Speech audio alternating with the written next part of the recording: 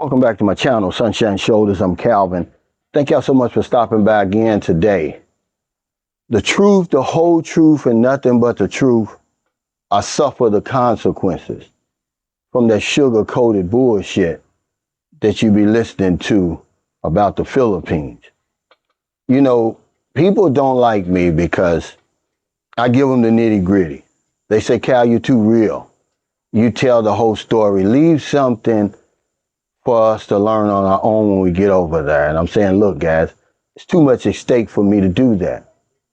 So I'm not like, people they stop following me, they attack me or whatever, but they don't understand. If I could just save one guy from going through some of the misery that I've been through and others have been through, then I've done my job, but the reason why so many people suffer the consequences is they don't want the truth. They can't accept it. They don't even know what the truth is. They've been told this lie for so long.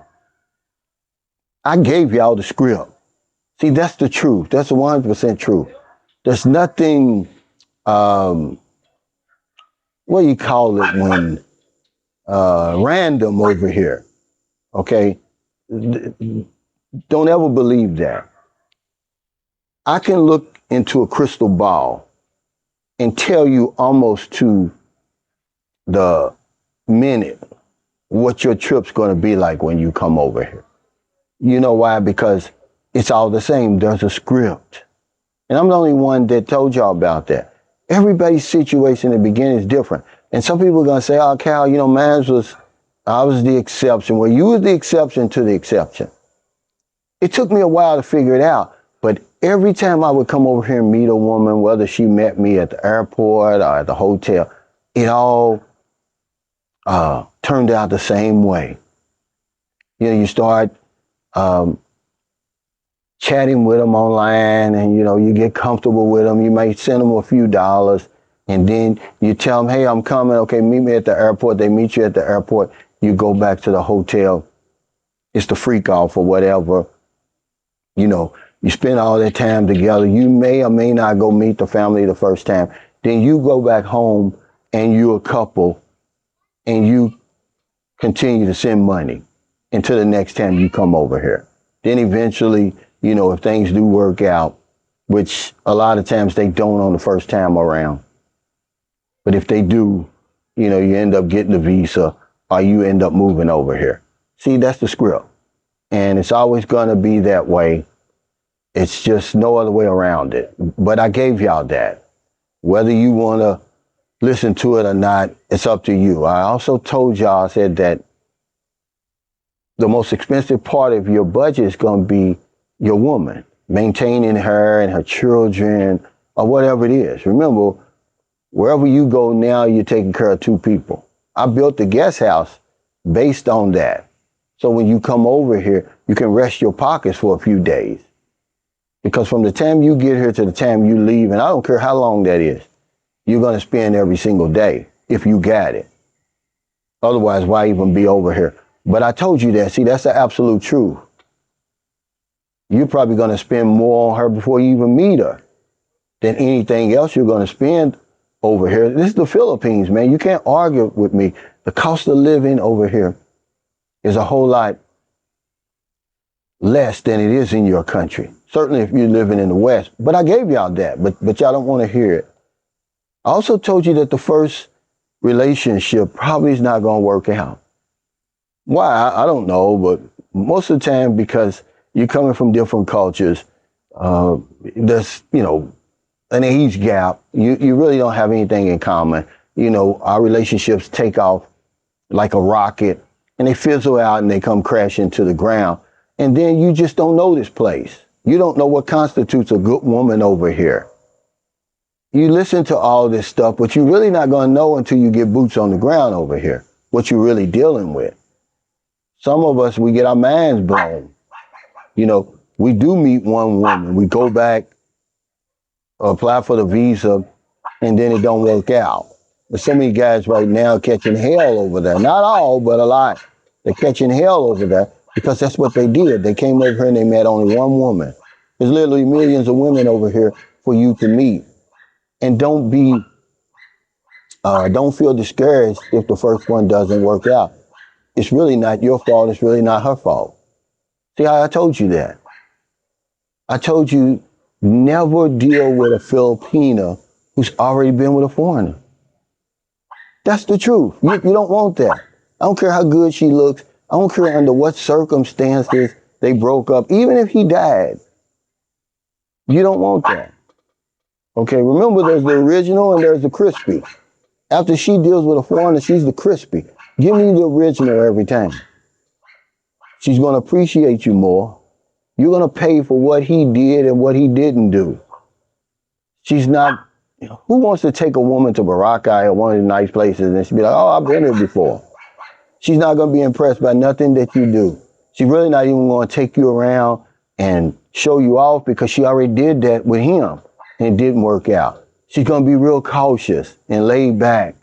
You know, one thing, she may be liberated. That's the only thing that you're going to deal with. She knows all the tricks now. Her expectations are out of the roof. If you think meeting one of these women online and they have high expectations, deal with one that's already been dealing with a foreigner. Okay? Because remember, they love hard. You would be wrong if you didn't think that they're bending over backwards for their man over here. And like TJ said, frontwards respectfully. But I told you that, but you won't listen. See, that's the truth. Or suffer the consequences. Okay? I got a friend right now going through that. You know, came over here, the woman already had a foreigner. Well, they're not having too good of a marriage. And they live here in the Philippines. Because she probably still in love with her ex. And maybe you can't feel his shoes. She's not gonna tell you. Maybe he was a BBC and you a little bitty tiny, you got a little bitty tiny peewee. You don't know. Maybe his money was longer than yours. His money was long, his dick was longer. See? You can't win, guys. But y'all don't want that kind of truth. That's why y'all don't like me. Because my channel is really no different than anybody else's channel over here. I just look different. I talk different. And I talk about a lot of different things, but I don't talk about anybody. See, I've got enough content in me that I don't have to make videos about other men or other women, really, and put anybody down. But that's why I named this video Truth or Consequences. Either you want the truth, the whole truth, and nothing but the truth, or you want to suffer the consequences. We were talking, I got a friend who's staying at the guest house tonight, and we were talking about the dating sites, and we were just talking about how to navigate the dating sites. And I said, a lot of us would get on there. And he said, man, I get on there and 1,000 people were, sending me messages and notifications. I was like, yeah, probably half of them are over in Nigeria or Ghana somewhere. The rest of them are scammers. See, people don't even know that, even to this day. And I'm not the only one that told you that. But I did tell you that. But I'm not the only one. If you listen to a vlog and he didn't tell you that about the dating site, shame on him. Or anybody you talking to. He doesn't have to be a vlogger. Could be somebody who's already over here. Who's already, settled over here. But if they don't tell you that when you log in first time on that dating site and you're going to get just hundreds of notifications and messages, don't let it go to your head. Those are bots and scammers. Those aren't real women. Okay, it's another video for another day about how to navigate those dating sites and what to look for and what to look out for. See, I give you all that stuff because that's what my channel is. It's informative most of the time, but sometimes it's entertaining. Sometimes it's inspirational. Sometimes it's motivational, but it's never putting anybody down. See? So thank y'all so much for stopping by. I was just brought up in a house where my mother gave us the nitty gritty and the right in your face, the truth. And that's why I look at the world differently than a lot of people. I'm not afraid to think for myself. I'm not afraid to think things through. If it doesn't make sense to me, I'm going to cast it aside. You know, I was talking to a guy on my members only live stream today, and he was like, where do we come from? Talking about human beings, right? And I said, I can't tell you.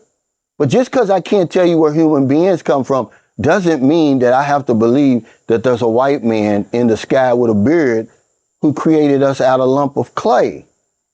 See, and when I say stuff like that, people don't like it. You know, remember, it's something called cognitive dissonance.